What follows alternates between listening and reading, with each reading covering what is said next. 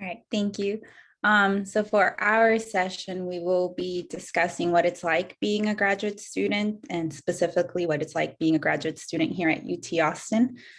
We will also be discussing topics such as lifestyle as a graduate student, hobbies, and the department's effort to create an inclusive and diverse environment. And for our session, all of our panelists will have an orange UT background. And so we will start introducing ourselves. So my name is Adriana Vasquez. I'm a second year slash transitioning into third year graduate student in the behavioral neuroscience area. I study sex differences in response to stimulant drug use in rats. And in my free time, I like to find new places to eat around Austin, and I also enjoy baking. And then now, Victoria. Hi, I'm Victoria. I'm also just finishing my second year, and I'm also very interested in behavioral neuroscience. I'm interested in neural and behavioral recovery after stroke, and I use mice to answer those kinds of questions. When I'm out in the lab, I spend a lot of time playing board games. I'm also super obsessed with my cats. And I think we'll have Gabby go next. Hi, everybody. I'm Gabby. I'm also a second year transitioning into a third year. I am actually, I did my undergrad at UT Austin, so I've been here since 2012. So if you have some questions about Austin life, I've seen Austin evolve for quite some time now. I actually, my study focus is on the circuits and computations of the visual system in mice. In my free time, I like to garden. I am the crazy, like if you see that one lady that has like a crap ton of like plants in their apartment, that's usually me. Like, but yeah, so I like to garden a lot. I also love to go to the Alamo Draft House. So if you guys are movie lovers, that's one of the best places to go. And brewery tours. So nice to see you guys. And I think we have Aaliyah next. Hi everyone, I'm Aaliyah. I'm also a second year transitioning to third. We got half of our cohort here as panelists. I study learning and decision making in adolescents and children. So I work with humans and I work with kids in particular. In terms of hobbies, I love hiking and outdoors activities, stuff like that, which Austin has been surprisingly great at. A lot of kayaking, hiking, fun stuff like that. And then Alvin, I'll pass on to you. Thanks. Hey, everyone. I'm Alban. I just finished up my fourth year. I'm in the clinical psychology track. So I study PTSD and shame and interventions for them. And I'm a runner, so I really enjoy running on all the trails in Austin. There are a lot of great trails around. All right, so I think we'll get started with our presentation. Victoria, do you want to start? Sorry, I couldn't find the unmute button. So this presentation is a collaborative effort through two organizations that's composed of graduate students in psychology that have sort of overlapping goals, trying to better the department and also better the lives of students in the departments. That's the Psychology Grad Student Association and the Psychology Graduate Student Diversity Committee. There we go. And so first I want to start off with some of the nitty-gritty numbers I'm sure some of you are interested in. These data are from about 2 years ago, so just slightly pre-pandemic. And we found that we surveyed about half of the graduate psychology student population, and on average people were paying about $900 in rent, and that was people were finding that pretty livable.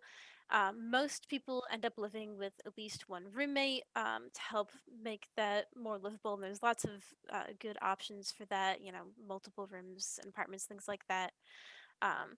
Most people live in apartments as opposed to trying to rent houses or condos or anything like that.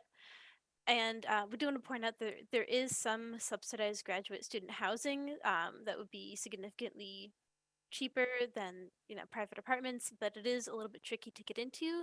So that's something that would be really important to you. You need to start looking into that early. The other really important question that we get a lot is about commuting time. So getting to work when it's not walking into your desk and turning on your Zoom for the day. on average, people were commuting about 17 minutes to get onto campus, and that does relate to your rent price. So when I moved about 10 blocks closer to campus, my rent increased about 50%. And that's kind of how it goes because it's really convenient to live close to campus. About a third of people drive into campus, and most students, even if they aren't driving to campus, do have a car. It is really difficult sometimes to get around on the highways. Traffic was a major complaint that people have. Rush hour, it can be pretty intense on the highways, and parking can be kind of difficult on campus. It's a big university, there's a lot of competition, and you do have to pay for parking spaces, and they're not always very convenient. So a lot of people end up taking public transportation, which is pretty convenient to get on campus. You can ride the buses free with your student ID, and those are decently reliable. There are a lot of lines that run every 10 to 15 minutes, and so you don't have to be an expert on, the bus schedules to get where you need to go. There's also pretty accessible biking lanes and biking routes that a lot of people use, and it's also a fairly walkable city. Most neighborhoods have sidewalks, and the traffic lights, especially on campus, are designed for pedestrian use as well.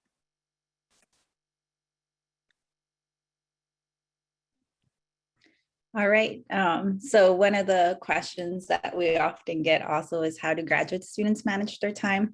So we asked some of them, and some of their answers included using a Google Calendar to schedule their meetings and to serve as reminders, definitely in the Zoom world. Making to-do lists, having accountability buddies to help them stay on track, setting up medium timeframe deadlines, taking nights and weekends off when they don't have deadlines, and definitely taking mental health days when needed. That's very important. And then another question that has come up in previous panels that we've hosted for undergrads is how hard is it to start a family in grad school?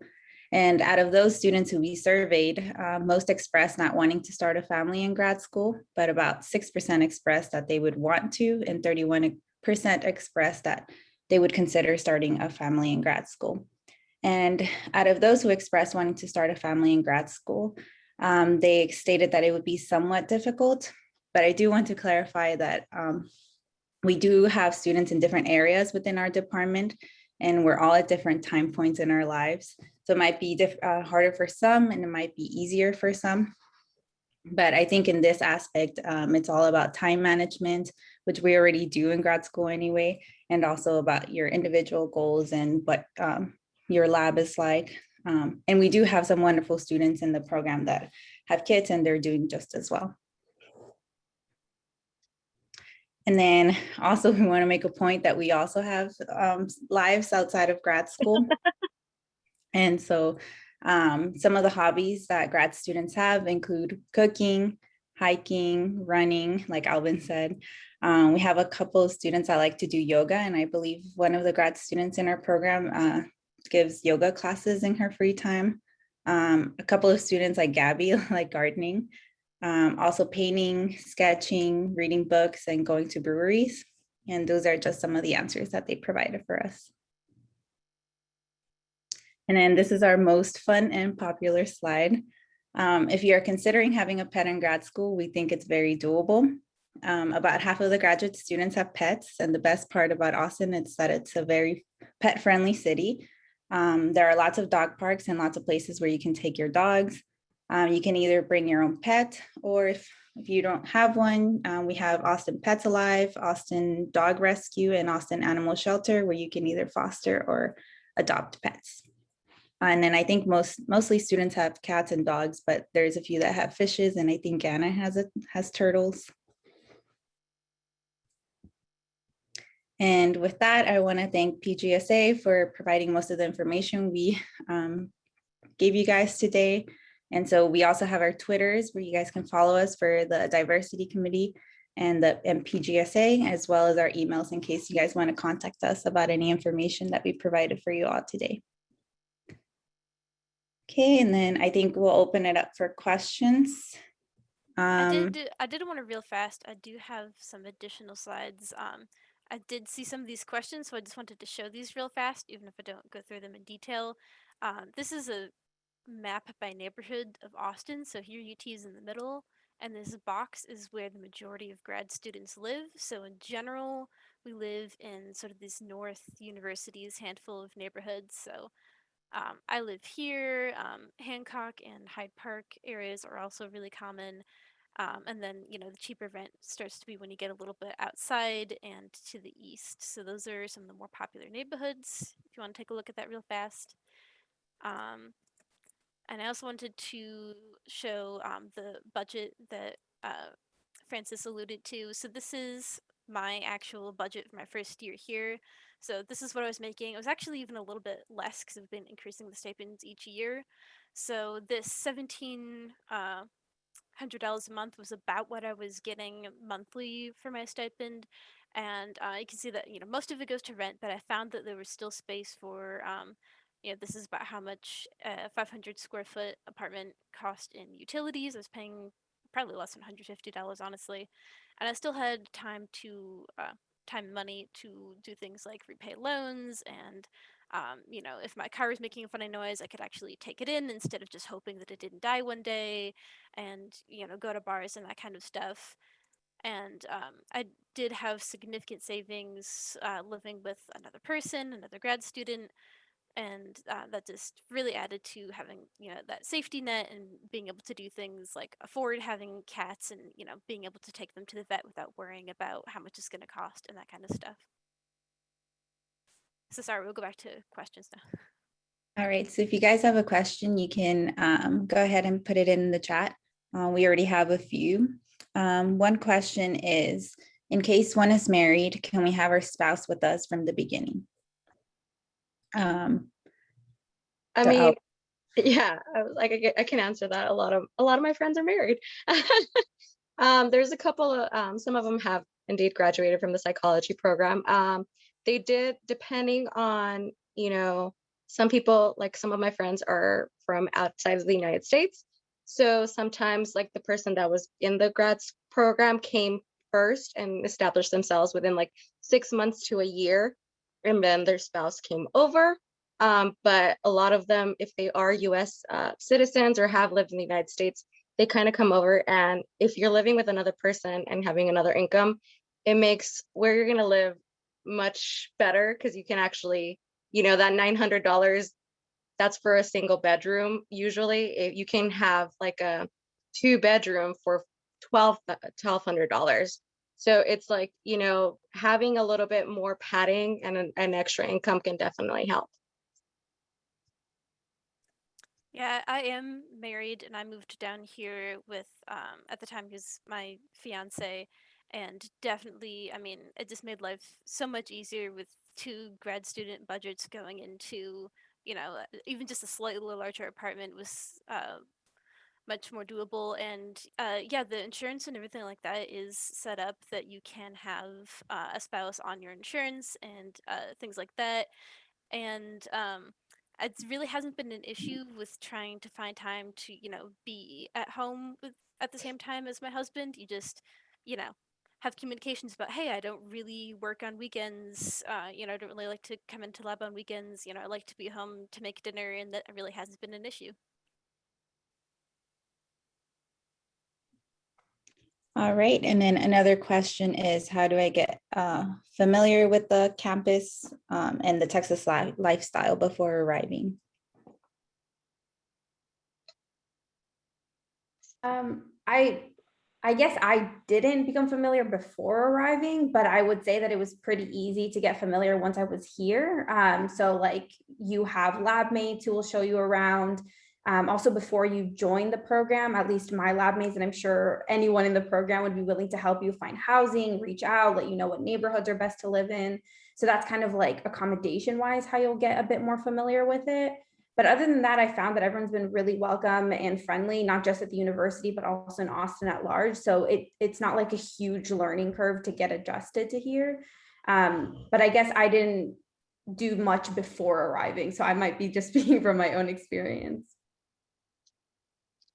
I agree, and I think it felt pretty easy to walk and bike around campus to just explore on your own once you get here too.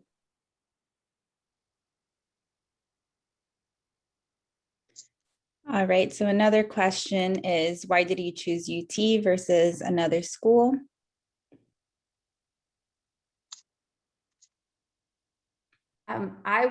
For me, it was the research. It was the PI that I wanted to work with, and also the area. So there were other universities that I was considering, but I didn't like the location as much. Austin is really awesome. And also my partner is a computer scientist, so Austin was very convenient for his purposes as well. So it just kind of worked out really easily life circumstance wise. But I would say that research was kind of like my biggest push. I felt like I could grow the most as a researcher at UT. Yeah, I would second the driving factor in where you go to grad school should be what kind of person you want to work with, who you want to be your mentor, because they're really where you're going to get most of your experiences, and your mentor can really make or break your experience as well. If that's not someone you communicate well with, or you're really not loving the kind of research you're doing, it is a lot harder to get through. And also for me, I loved that UT is considered a Research One university, which means basically just funding wise, they make funding research and therefore also funding graduate students a priority, as opposed to other places where that is less of a priority, and it can be an impediment to trying to get all of your research done. Yeah, one thing I would love to highlight is, I mean, like I said, I did my undergrad here at UT Austin. I did consider going to another different universities. My lab is just uniquely poised for the things that I love to do. But one of the biggest things that I loved and kind of made me want to stay here is how collaborative lots of labs are. So I am within a smaller center, but our lab collaborates with BME or like CS majors all the time, and that is a huge advantage to me because it's like more perspectives. They kind of bring a different flavor to your research, and you kind of start looking at things from a different perspective. And that is something at UT that I mean, other universities have it, I know, but UT is very good at cross-disciplinary programs and collaborations. Perfect. We'll move on to the next question. What can you tell us concerning the clinical psychology program? I guess Albin, she's our clinical student. Yeah, I could speak to it a little bit. I don't know if there's like more, if you have a more specific question, maybe put it in the chat, but I can say a little bit. So the clinical psychology program is a little bit different from the other tracks in that we are not only doing research and classes throughout our program, but we're also doing clinical work. So we do therapy throughout the program. You kind of do incrementally more throughout the program. So in your second year, you have maybe 2 or 3 patients. And then years 3, 4, and 5, you do an external practicum. So that means you're doing about a day or a day and a half at a community mental health location. So right now I'm at the bipolar center. I was at a private practice. Next year I'll be at the jail. There are a lot of different options for your 6th year. So the clinical psychology program is 1 extra year. You do a full-time clinical internship for your final year. And for most people, that's not at a place that's like affiliated with UT. So people go actually all over the country for that internship. If you have other specific questions, definitely put them in the chat or reach out to me via email. Funding is the same for the clinical psych program. Another question that we had was, how can you go about finding roommates?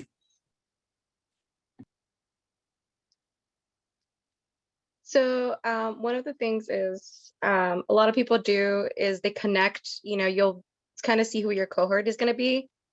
Sometimes you can connect with that kind of cohort coming in, and you can kind of say like, hey, I'm looking to live around this area and I have this sort of budget. Is anyone interested? And you can now with Zoom, you could probably set up like a meet just to know, like some likes, dislikes sort of stuff. There's also, like they mentioned, there's non-affiliated apartments, especially not in the areas that that are super highlighted, which is like the Hancock UT area. There's some off of Riverside, just closer to where I live. I'm the hipster that likes to live on the east side. Cheaper rent, just saying. But yeah, so there's some apartments that are not affiliated with the university where you just rent your own room, and then you can have like a mix of like just other grad students or other undergrad students. So, but yeah, definitely connecting with your cohort and like reaching out to any of the grad students. Like we know who's usually moving, who's graduating, and if there's some apartments available. Thank you. That's perfectly for our next question is, do you do things to get to know your cohort better? So we do. I think our cohort, second year / third years, we're all kind of do things, activities that we try to go have a drink sometimes. During the pandemic, we would hang out outdoors, socially distancing. We also get to know each other a lot through the PGSA and the diversity committee. That's one way you can get to know some of them, and also older grad students as well. I don't know if anyone else has any other comments about that. I would say that's going to be very like temperament dependent, right? Like it's just going to kind of depend who's in your cohort and like how well you gel together and hang out. So I don't know that there's like a universal answer to that. There's some cohorts who are like best of friends, and there's some cohorts who like hang out for like the first stats class that they have to take together and like only communicate like every so often. So I think it's just going to depend, but like I will say generally that UT, or I guess the psych department, like Adriana said, has a lot of other opportunities to meet people both within your cohort, within your lab, and in general. So we are also divided into like sub areas that are research dependent. So we connect a lot with people from that reason, also our cohorts, also our labs, also like PGSA, diversity committee, all that kind of stuff. There's plenty of opportunity to connect with people, but whether it'll be your cohort or outside of your cohort will kind of depend on like, do you gel? Are you guys good friends? Do you have similar temperament? Stuff like that. Yeah, also one bit of advice is, at least for me, speaking me personally, I have friends that are outside of psychology, neuroscience, grad student life. It's, you don't, it kind of makes it easier when you want to unplug, that it's like you go with, hang out with friends that are completely outside of this. And, it just kind of gives you, at least for me, a mental reset where it's like, I can just, be like the geek that likes movies, or like go and play board games, or go visit the Austin Animal Center. Like, don't be afraid to kind of look for like Facebook groups or like activities outside of like, the PhD program and like, psychology. I think that actually gets us to another question, which was, what is like to be single? Do we have any singles here? Am I like the only one? And how do you find your potential romantic partners? I have been single for part of my time here. I personally like being single sometimes. Sometimes you just want to enjoy your time and just hang out with friends. But if you are looking to date someone, there's dating apps and you can easily meet people, of course, safely. Make sure you tell your friends who you're going with. But I don't think it's such a big deal being single if you want to be single, but there's also opportunities to find partners. Yeah, apart from dating apps, obviously, one thing is pandemic has made some things trickier. I personally do not like dating apps. But in the past, it's usually going out. UT and Austin has a lot of great nightlife. There is the famous 36, but there is outside of that, area, there's other places to go, like cooler bars and, a brewery tour. That there's different things. And my advice is like, and where I've connected with people, has been doing things that I like and like meeting them. And actually it can be a little bit hard if you're like introverted, but don't worry, you'll find yourself a wingman, or I'll wing woman for you. But yes, it's definitely, I prefer to be single most of the time. And then, every once in a while I'll like have like a relationship and stuff. But I know friends that are incredibly active on the apps, and actually one of them just got married.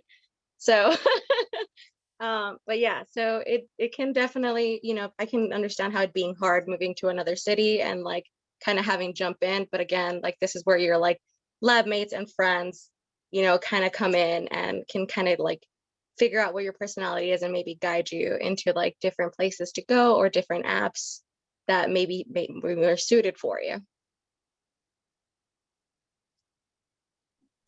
One common question that we have, but I'm not sure any of us have the answer to this, maybe Kimberly, is if there are any prerequisites like passing sort of boarding psychology thing in the US as a foreigner prior to starting. And then are there, how many students in our programs have an international education background? Yeah, so we have probably, I would say, any given period, we've got about 10 to 15% of our students who are international students. There isn't any type of specific exams that you have to take prior to joining the program. We do require the TOEFL language exam when you apply. But that's really it. The faculty that you apply to work with will look at the coursework that you've taken, the research experience that you've had. They'll think about, will you be a good fit for the lab, that kind of thing. But there's not a specific exam or any sort of prerequisites except for what we already have listed on our admissions page for joining our program. Thank you, Kimberly. Someone just asked, is the GRE required for this year's application? I don't believe it is. We have waived the GRE requirement. So GRE is not going to be a requirement for foreseeable applications. Thank you. And then I think we have room for maybe one more question. On average, how many hours each week do you need to dedicate in order to get good grades? Does this change depending on what year you are in the program? So I answered that in the chat because I thought. Thank you. Sorry.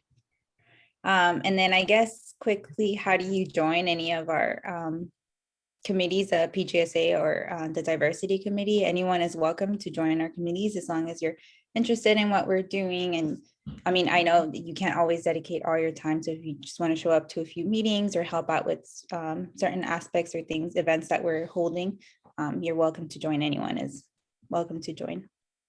Yeah, it's just like take a look in your email when you see it come around and then show up to meetings. That's all you have to do. Caroline, I just saw your question pop up on the chat. Yes, I took time off between my undergrad and my PhD. I was a lab manager in my current lab for 4 years before my PI finally talked me into a PhD. Just kidding. I always knew I wanted to go into research, but teching and being a lab manager kind of cemented that for me. I wasn't able to do research as an undergrad, so I really wanted, kind of that to make sure that I was going into a career and a path that I really liked. And, science did seem a little bit intimidating to me. It was a lot of primarily white male dominated area. And, it kind of gave me an ability to like see what research would be and how I would fit in and how it would fit in with my life. I also took time off. Well, I worked as a clinical research coordinator before coming in. I would say it's actually really common to take time off between undergrad and grad school. It's also going to be kind of PI dependent. Like I know my PI has a very strong preference for people who have experience after undergrad. Like she makes a point of it. But some PIs don't care as much if you have a really strong background. So it's kind of going to depend. But I personally think for your own enrichment, for your own practice, to really solidify your research interest, your skills, your network, even because we talked about this, some people asked how to know if your PI is going to be a good PI. It's super hard to know, but if you're in a lab and the person knows the person and you kind of hear around and you can meet their grad students, that can go a really long way. So I would strongly recommend taking time off to work in research related fields. But I don't know if everyone would agree with me. Yeah, I would agree. And one person asked about if your GPA isn't super stellar, what other things you can do. And I think getting research experience, both as an undergrad, but also as a research coordinator afterwards. I did that as well. I worked for 2 years here at UT in a clinical psych lab as a research coordinator. And it just really helps you get more familiar with the research process, maybe get on some publications, that kind of thing.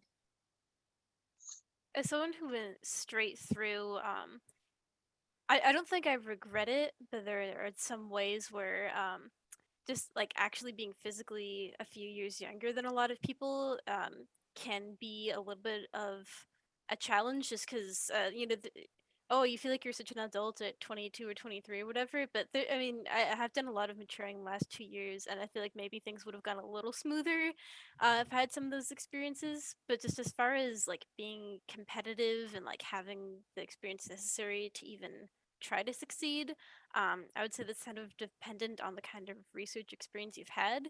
So I had a ton of research experience as an undergrad, and so that was able to sort of compensate for like not having the same like post graduation experiences. So that's how it sort of balances out. And if you haven't been able to get research as an undergrad, like Gabby was saying, and then that might be the time where you try to get a job or a post baccalaureate position or something like that. Or if you need to make some like actual money, like in between undergrad and grad school, that's definitely a big factor of like if you need to make actual money for a little bit. They pay pretty decently. Do we have time for one more question, or should we have them email? I think a lot of these questions that are coming in can actually roll into the next session, because the next session is all about how do you prepare yourself, and how do you find the program and how do you apply for it. So for now, I'm going to stop the recording.